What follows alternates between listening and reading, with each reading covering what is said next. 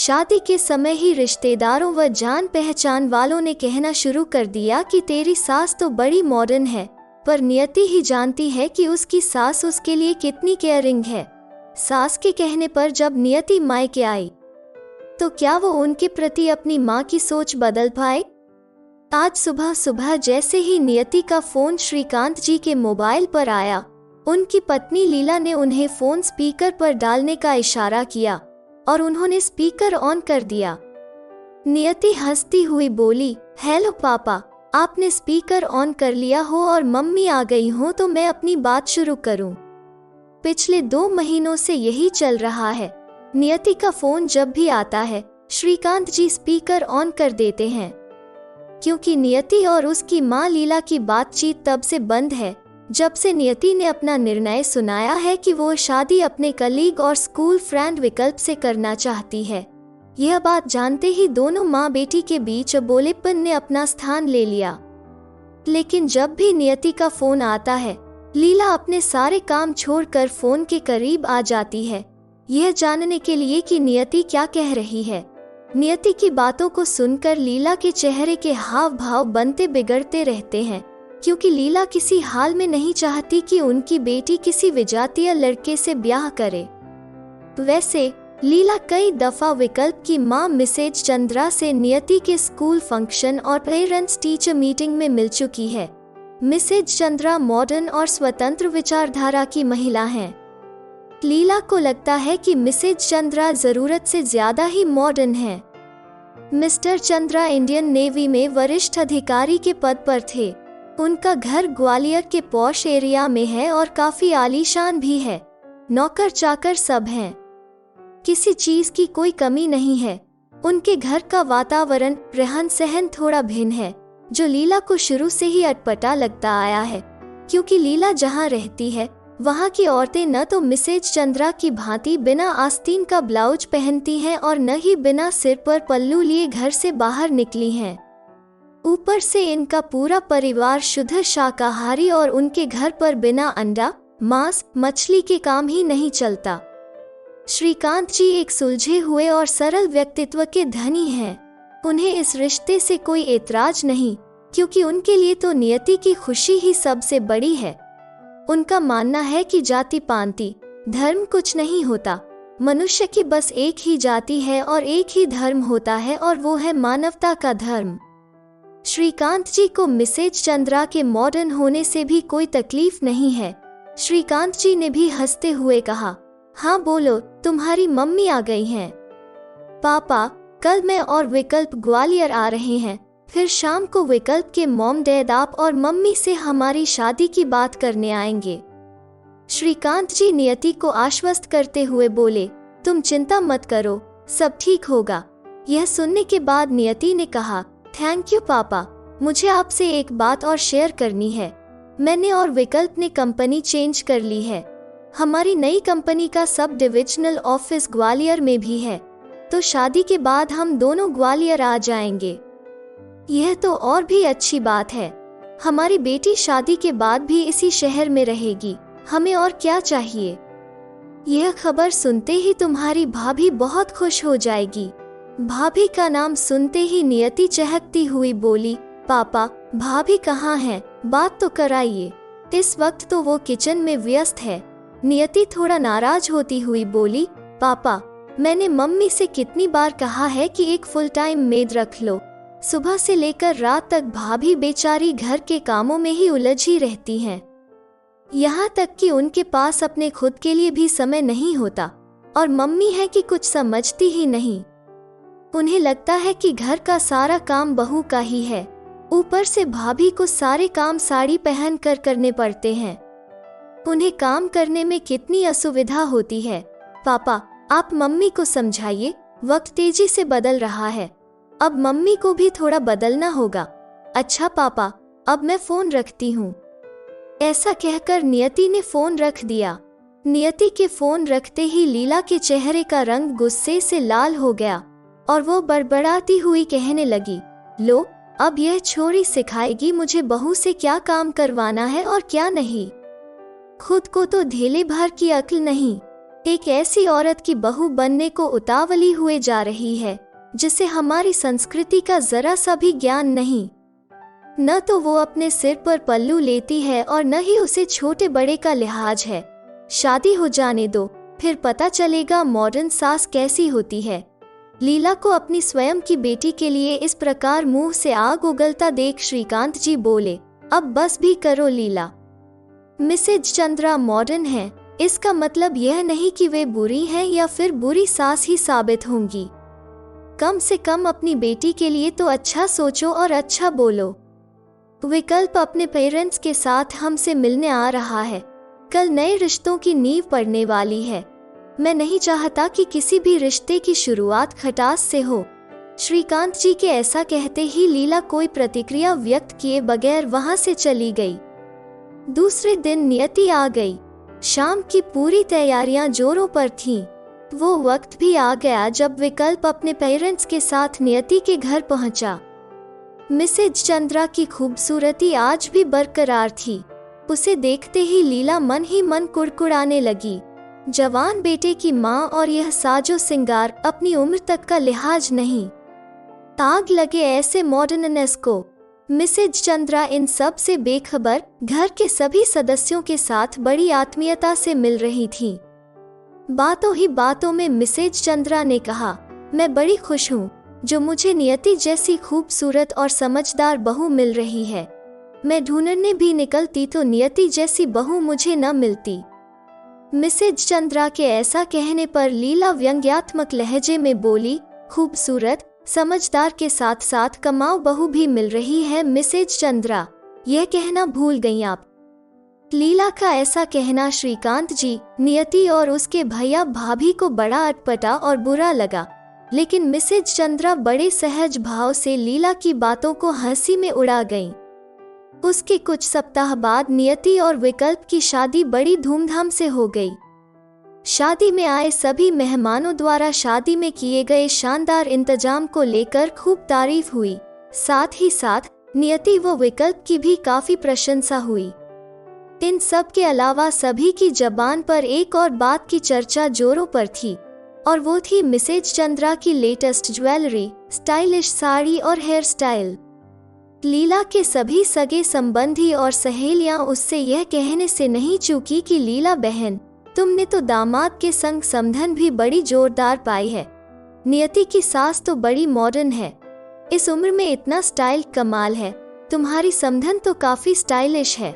सभी के मुंह से बस एक ही बात सुनकर कि नियति की सास तो बड़ी मॉडर्न है, लीला के कान पक गए। और जब नियति शादी के बाद पहली बार घर आई तो लीला नियति की खैर खबर लेने के बजाय उससे कहने लगी, कैसी है तेरी मॉडर्न सास? सजने संवरने के अलावा भी कुछ करती है या बस सारा दिन केवल आईने के सामने ही बैठी रहती है? अपनी माँ का इस तरह बात बेबात नियति को उसकी सास के मॉडर्न होने का ताना देना उसे अच्छा नहीं लगता था। इसलिए धीरे धीरे अब नियति अपने मायके आने से कतराने लगी। बस फोन पर ही अपने पापा और भाभी से बात कर लेती। ऑफिस का भी यही हाल था। नियति के हर फैंडर और कलीग को बस यही जानना होता है कि उसकी सास का उसके साथ व्यवहार कैसा है, उसे परेशान तो नहीं करती है। नियति अपनी सास के होते हुए इतना फ्री कैसे रहती है, क्योंकि सभी को लगता है कि नियति की सास बड़ी तेज तर्रार, स्टाइलिश और मॉडर्न है। नियति को यह बात समझ ही नहीं आ रही थी कि लोग सभी को एक ही तराजू पर क्यों तौलते हैं। ऐसा जरूरी तो नहीं कि जो महिला स्टाइलिश हो, मॉडर्न हो, वो तेज तर्रार और बुरी सास ही होगी, और जो देखने में सिंपल हो, सीधी सादी लगती हो, वो अच्छी सास ही होगी। एक शनिवार नियति अपने मायके में फोन कर अपनी मम्मी से बोली, मम्मी इस वीकेंड पर हम पिकनिक पर जा रहे हैं। मॉम कह रही थी कि आप सब भी हमारे साथ चलते तो एक अच्छी फैमिली पिकनिक हो जाएगी। आप भैया भाभी से भी चलने को कह देना। नियति का इतना कहना था कि लीला भड़क उठी और कहने लगी, हमें कहीं नहीं जाना तेरी मॉडर्न सास के साथ, और न ही हमारी बहू जाएगी तुम लोगों के साथ। तुम सास बहू दोनों घूमो जीन्स पैंट पहनकर पूरे शहर में। तुम्हें न सही पर हमें तो है लोक लाज का ख्याल। वैसे भी तुम्हारी भाभी अपने मायके इंदौर गई है और तुम्हारा पत्नी भट्ट भाई उसके साथ ही गया है। दोनों यहाँ होते भी तो हम में से कोई न जाता तुम्हारे मॉडर्न परिवार के साथ कहीं, क्योंकि उस दिन मेरे गुरुजी का जन्मदिन है। इसलिए हमारी समिति की ओर से इस अवसर पर भव्य सत्संग आयोजित किया जाएगा।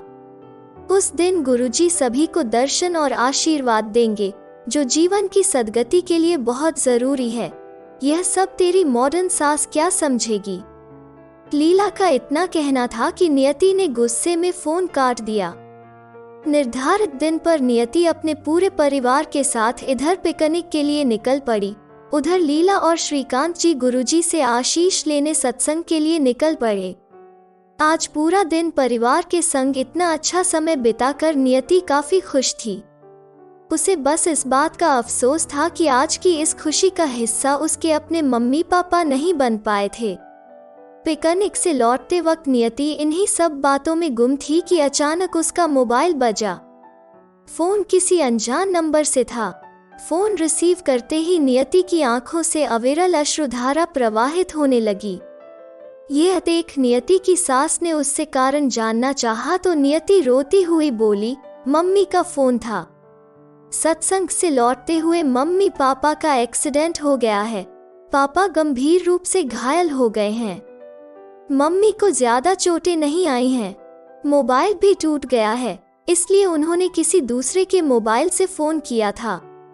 भैया भाभी शहर से बाहर हैं और वहां सिटी अस्पताल में पुलिस प्रक्रिया में देर होने की वजह से पापा का इलाज शुरू नहीं हो पा रहा है। मम्मी बहुत घबराई हुई हैं और परेशान हैं। इतना सुनते ही मिसेज चंद्रा बोली, तुम्हें रोने या परेशान होने की जरूरत नहीं बेटा। शहर के डीएसपी से मेरा बहुत अच्छा परिचय है। मैं अभी उन्हें फोन कर देती हूँ और अस्पताल में भी फोन कर देती हूँ। वहाँ भी मेरी पहचान के काफी सीनियर डॉक्टर हैं, वे सब संभाल लेंगे। तुम्हें चिंता करने की जरूरत नहीं और कुछ घंटों में तो हम भी शहर पहुँच ही जाएंगे। ऐसा कहती हुई मिसेज चंद्रा ने अपने कई मित्रों और पहचान की नामी गिरामी हस्तियों को फोन कर नियति के मम्मी पापा को हर संभव मदद करने को कह दिया। जब नियति अपने पूरे परिवार के साथ अस्पताल पहुंची तो उसके मम्मी पापा का इलाज शुरू हो गया था। पुलिस और अस्पताल के डॉक्टर व स्टाफ अपना पूरा सहयोग दे रहे थे।